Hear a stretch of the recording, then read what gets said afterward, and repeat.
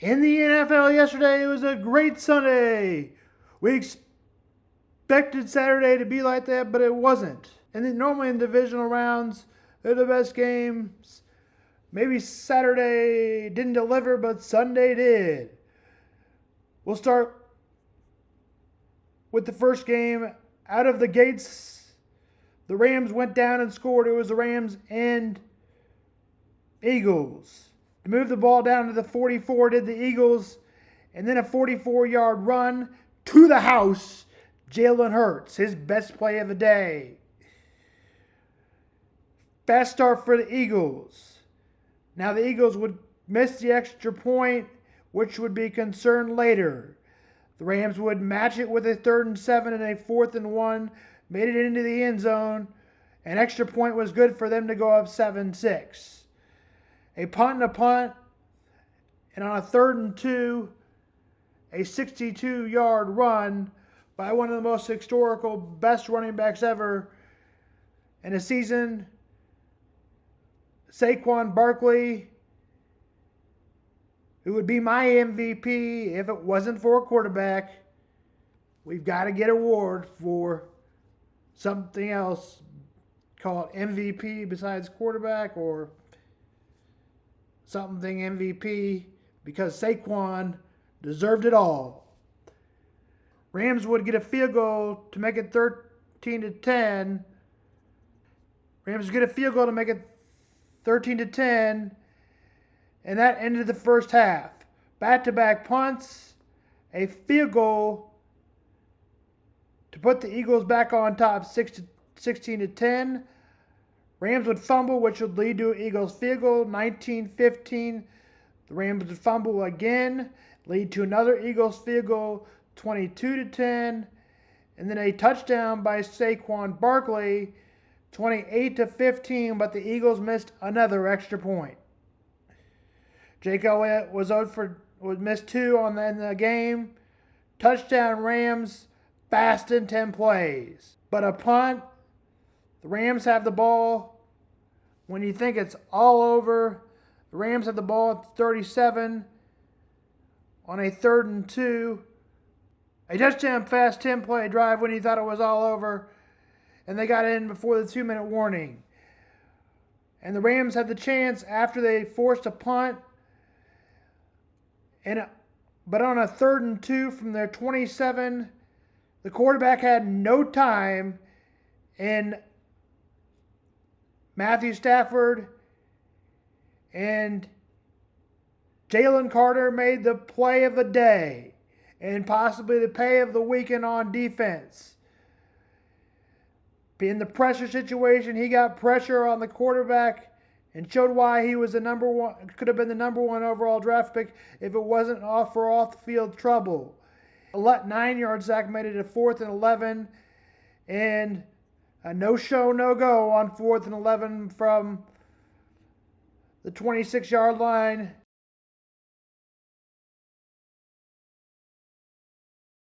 And the Eagles would run out the clock. 28-22 was the final. The Bills and Ravens was supposed to be a dramatic finish, and did it deliver? On the first drive and a 3rd and 8, on the 2nd and 8, 9 yards out, a 3rd and 3, and then a 16-yard pass for a touchdown by the Bills, 7-0. Lamar would throw an INT, but Buffalo wouldn't respond. And after another interception thrown by the Ravens, a field goal, a punt and a fumble by the Ravens, a sack on Lamar, fumbling the ball, touchdown, Bills would respond, field goal to make it 14-10. Then maybe the biggest drive of the game to end the half, Baltimore had 2 big penalties, a 30 and a 16-yard penalty to make it 21-10 going into the second half. But a big stop by the Ravens to force a Bills punt, a field goal to make it 21-13, and on a touchdown 7-play drive, a failed 2-point conversion. Ravens took a chance to go for a 2-point conversion on the touchdown, and that would play Devils later, something nobody's talking about. Bills would respond with a field goal to make it 24-19. Another stop by the Bills offense, another stop by the Bills defense, a field goal would put them up 8. A fumble again. Ravens would score a touchdown, but then Mark Andrews dropped it. He also fumbled in the game, and the drop was the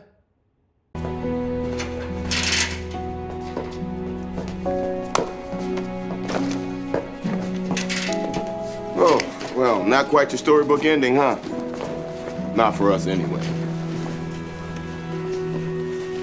But you men played like champions. You never gave up. And champions hold their heads high. What you achieved goes way beyond the win-loss column or what's going to be written on the front page of the sports section tomorrow. You've achieved something that some people spend their whole lives trying to find. What you achieved is that ever-elusive victory within. And gentlemen, I am so proud of you. 4 months ago, when I took the job at Richmond, I had a plan. That plan failed. I came to coach basketball players, and you became students. I came to teach boys, and you became men. And for that, I thank you. If someone walked in this door right now and offered me the coaching job at any school in the state of California, you know which team I'd choose? St. Francis. I'm just saying, man. Can you?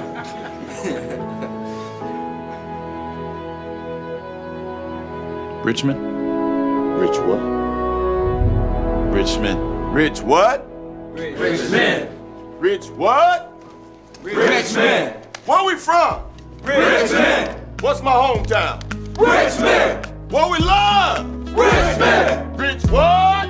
Richmond.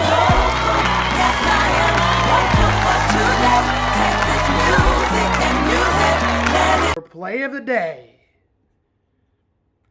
Sorry to say it like that, but that was the call. And he dropped it, and the story was missing the extra point. 2-point conversion, but they could have made an extra point, another extra point to get it in overtime. Those two-point conversion decisions cost the Ravens. They're hit me a homer or strikeout team, the Ravens are, and that's why they didn't win. They shouldn't have gone for two-point conversion, and that's Sam on Smack. It would be the national championship for the first time for Notre Dame in a long time. They would win their first national championship since 1988. Notre Dame has also needed to show up. Notre Dame also needs to win to back up being a program in the top 5, top 10. Now, I can't stand Ohio State, and anything possible for them to lose would be a good day. I probably hate them worse than the New York Yankees, worse than the Denver Broncos, worse than probably next to the Oakland Raiders. And if I'm that team, the Cowboys, I would be looking at Ryan Day. Probably not hire him, but he would be a smarter hire than Deion Sanders. The Ohio State talented team, if Ryan Day didn't win the first playoff game, he could have been fired. That's probably not what I would do, but Ohio State is a different program. And it would be a major disappointment if they didn't win the national championship against Notre Dame. Notre Dame is 8-point underdogs, maybe 8.5. Let's look at the teams.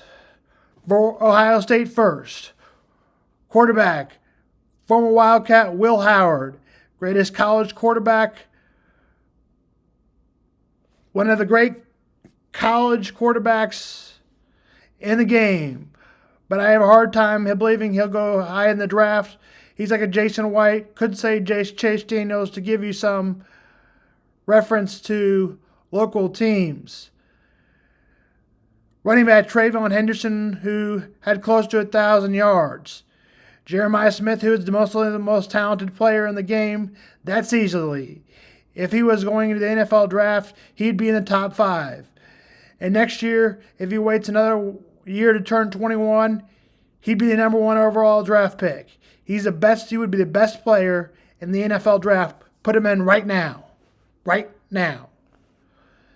A top 5 pick. And the next one, the number overall pick, unless you just have to go with the quarterback. He would be the best freshman in the country. Now we look at linebacker Caleb Downs, Deslon Burke, David Gibson, all in the backfield. JT Tuilamuda has Ohio State leads with 1,100 and 2 forced fumbles.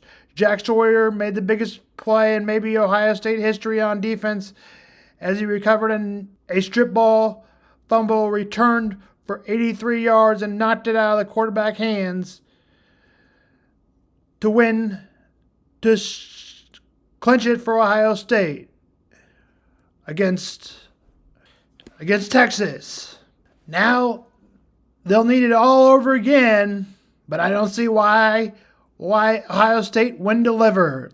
Let's go over the Notre Dame Irish. Riley Leonard is another similar quarterback to Carson Wentz, Chase Daniels, Jason White, and a good to great college quarterback.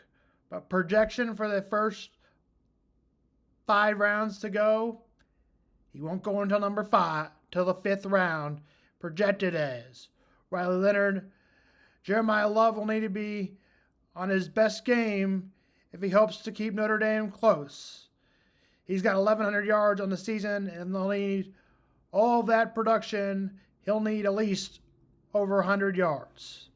Bex Collins, their best receiver in their game, and Jaden Greathouse, but none of them, Mitch Evans, but none of them are great. And that's going to be a problem. Mitchell Evans will also be a tight end.